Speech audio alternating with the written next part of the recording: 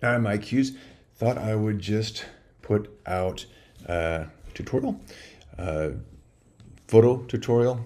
Just kind of in the mood to do something like that right now. Doing these senior photos of my son and his friend, and I thought, why don't I just record one of these and we can look at a workflow, not the workflow, but a workflow to touch up photos for anyone who's curious and wants to improve their skills. I'm using Lightroom Classic. That's kind of a must. That's a really, really good platform. And I just grabbed this photo. I thought, this is not a very good photo to start with, but maybe we could do something to kind of make it salvageable. Just as far as setup in the camera, this was at 80 millimeters, f-stop of 2.8, so that's nice and wide open. What that means is the aperture is big, and with a full framed, like I shot it on a Canon Mark II, or Canon 5, whatever, one of the Canons. And it's a nice big full sensor, but the background is blurry, right? The lower your f-stop, and you want that generally.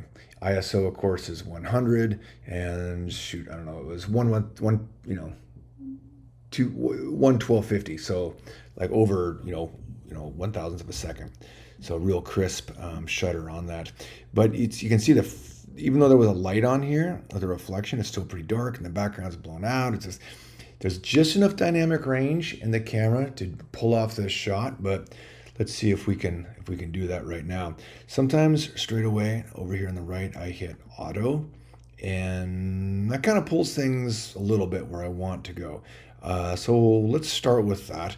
And highlights are lowered, all right, and the shadows are raised. Okay, we'll probably have some grain to tackle, but we can deal with that. And everything is stacked up over here. But let's just see what there is in the photo. What I can do is I can grab the exposure here, and the exposure works. It's pretty sensitive. Okay, I'm seeing a little bit of background there with Mount Baker and such. Got it? So let's see if we can't pull out that and while keeping this foreground. Okay, because you could see this actually. Remember, our eye has more dynamic range. That means it can capture a lot of the whites and capture a lot of the darks. And we want to pull that information, what we see in the world, into the photograph. So what I'm going to do is a few things here. I'm going to use mask. Now these masking features are amazing. If I go to select subject, I select Ryan, even right to the grain of his kind of long hair, his long, hippie-like hair. And then I'm going to duplicate it and go to the background, okay?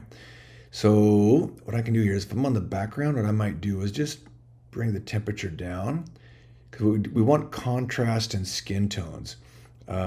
So basically skin is the opposite of blue, and this is the way our eye works.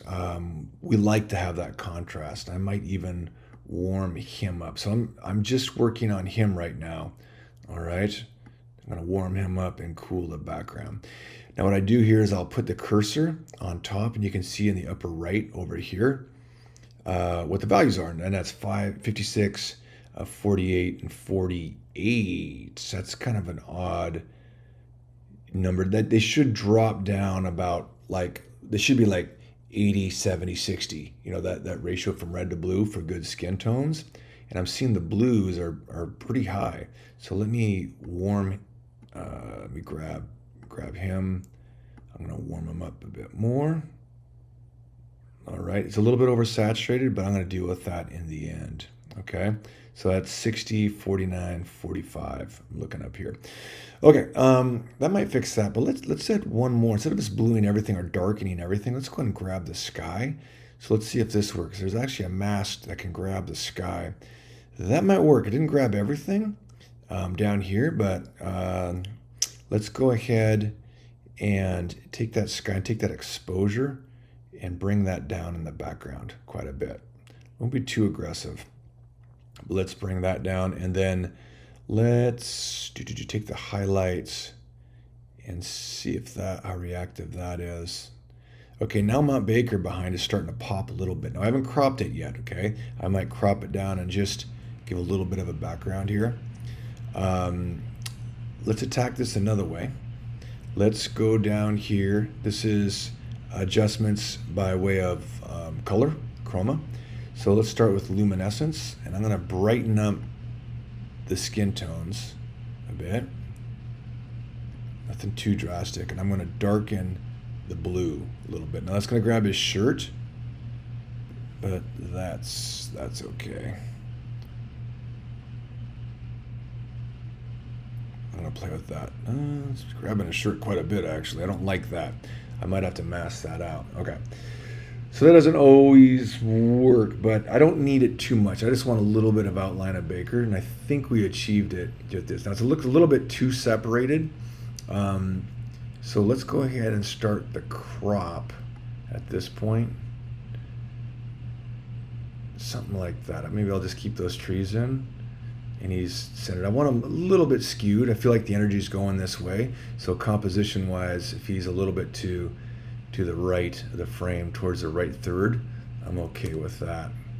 Okay, I like that. It's a little bit too much. What I might do here is go back and let's just do the amount. See the amount of adjustments we did? Let's back that off a little bit and back off the amount of adjustments we did in the background just a little bit, like that. Okay, I think that works. It's all a little bit, looks a little bit saturated to me, but before I adjust that, let's go ahead and sharpen this shot. So now, well, actually, before we do that, let's go to the import. Let's see, this is what we started with, and here's where we are. Okay, might be a little bit overdone. He's backlit right now by the sun, but I think that might be okay. Okay, so we're going to do the sharpening. Now, first off, we're going to mask. Now I'm going to holding down the Option key, and I drag this masking to the right. And let me go ahead and zoom in here. Let's really zoom in. All right, and I'm going to hold down the Option key, and we're going to get pretty surgical where we want to sharpen. All right, particularly around the eyes. Now I'm going to go to the sharpening, and I'm going to overdo it. You can probably see right in here where it gets too grainy. So I like to take it too far, and depending on how the size of the subject, you play with this radius to where it makes better sense. All right, and the detail isn't really do as much, and then I back off that sharpening. All right. Back it off. Okay, so it's there, but it's not too crazy, and I can even try masking a little bit more aggressively. Okay, now I like to turn these things off and turn them on. Okay, not a huge difference. That's pretty subtle. Maybe I want to touch it up. You don't want to overdo it though. And if we go back to 100%, okay, not bad. Of course, you got to start with a picture that's in focus too. Okay, that's good. Now this workflow isn't always the same. I always change it up just so my sanity stays intact. What I like to do right now is like, all right, I want the eye to go where I want it to go.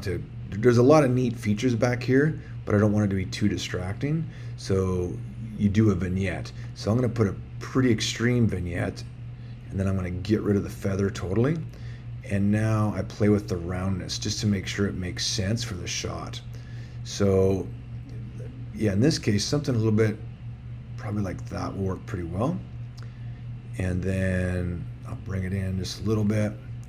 And then I bring in a heavy feather just so where it kind of comes in and touches the subject.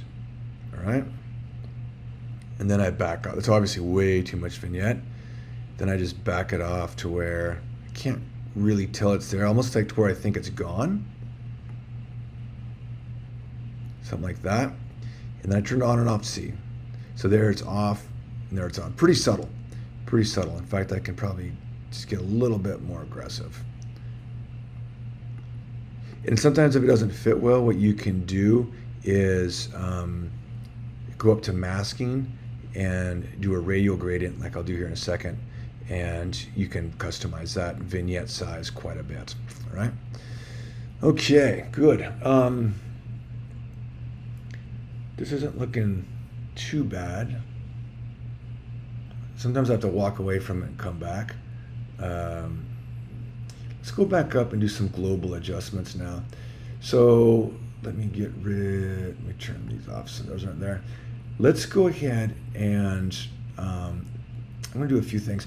Let's boost the clarity now. Let's go to 100%.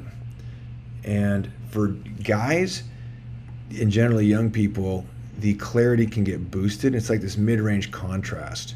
All right, kind of hardens things up a bit. Depending on the light and texture, really kind of masculine. It kind of hardens things up. That's the way I like to put it. All right. For girls and people that may be a little bit older and wrinkles, you don't want to do that necessarily. But in this case, it looks good. I could do the pimple removal and all that, but I'm not jumping into that. That'd be more of a, well, you can do a little bit here, but that's really better done in Photoshop. Okay. Now, as far as the light distribution, what I want to do is I still want more energy going right to his face. It's still kind of bright. What I might do is go into that mask and bring down his overall exposure just a little bit. All right.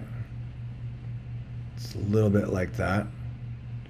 And the reason I'm going to do that is because I want more of the focus to come up here, kind of in the same vein as a vignette. All right. But maybe I'll hit the clarity a little bit while I'm in here with him. Okay. So now let's close out the masks. And actually, let me open up the mask. Let's go and add a radial gradient right here. Okay, right in this area. Not necessarily just covering his face, but more just this area of the photo. And I'm going to boost the exposure up just in this area a little bit. Okay. Again, the exposure is always very sensitive. You move it a little bit and it has a lot of effect. So you want to be delicate hand on that. It's pretty good. I think something like that. Oops, dang it. Boost it up here a little bit. 0.14. Okay, I think I like that. Now, if I don't know if I like something, sometimes you can turn it on and off, or you can just go back over here and go back in time. So that's before I did the adjustment, and boom, I like that. It's subtle. It's subtle, but it's definitely there. Okay, now I like how this is all looking. I like the background. I like the way it's lit, the way it's there, but it's not too distracting, but it kind of adds to the shot. I am gonna come back down here and look at the curve. So this is basically a histogram of all how many dark pixels there are and how many bright pixels there are. But what you can do is you can basically say, okay, if this is going to be the brightest pixel right here, let's go ahead and bring this over. So there's maybe a few things are washed out, blown out. But just bring it's an easy way to redistribute this histogram. So now this, which used to be say 90% bright, is 100% bright. It's kind of like an input and an output. You can also adjust, put contrast in here if you like to. I'm not going to mess with that. Right. Well, I could play with it, but let's go ahead and see with that not there. Good. I think that's a lot better. For fun, yeah. If I want to like make some contrast in here, I can. Different kind of shot. I don't like that. So I'm going to go back. Go back to that spot right there. Okay. Yeah. All right. That's good. As far as the overall saturation, it looks almost oversaturated. But again, what I like to do, I put my cursor over and I'm looking in the upper right.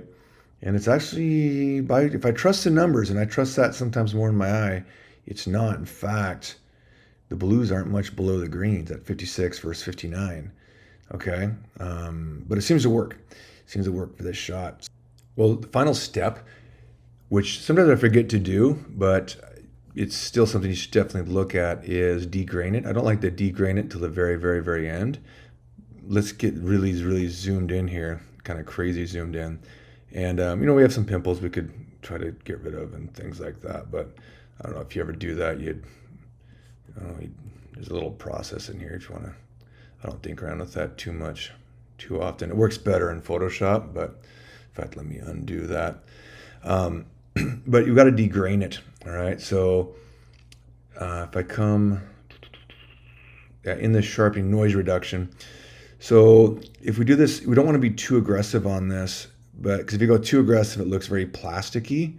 and we just don't want that. You want it to look kind of real, but the camera will interject some grain, particularly in this shot where this was rather dark, so there's definitely going to be more grain in there. Oops, I must have sharpened the wrong one. So let's just kind of go just where we can notice it, and then you can play with the detail and contrast, but it doesn't seem to do much.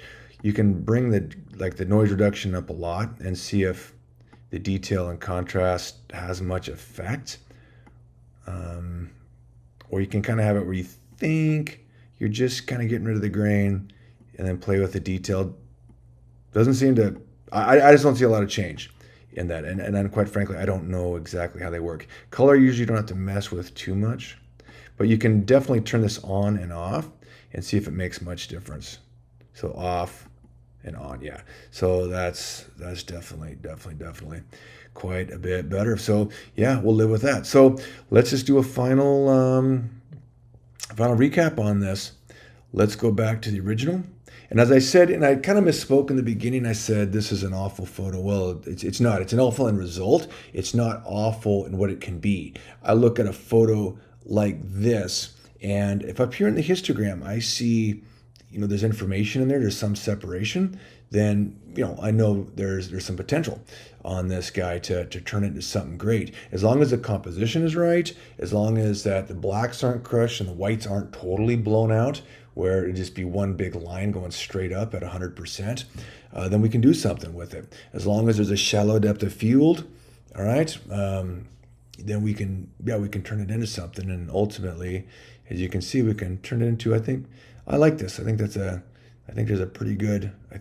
is a pretty good shot. Sometimes I will get away from it and just flag this as, say, ready to export, or if I just mark the ones I like as a 3, I'll put it as a 4, so I can come back and just query all the 4s, search all the 4s and do any final edits or create a virtual copy and change it. All these edits are non-destructive, which is pretty nice.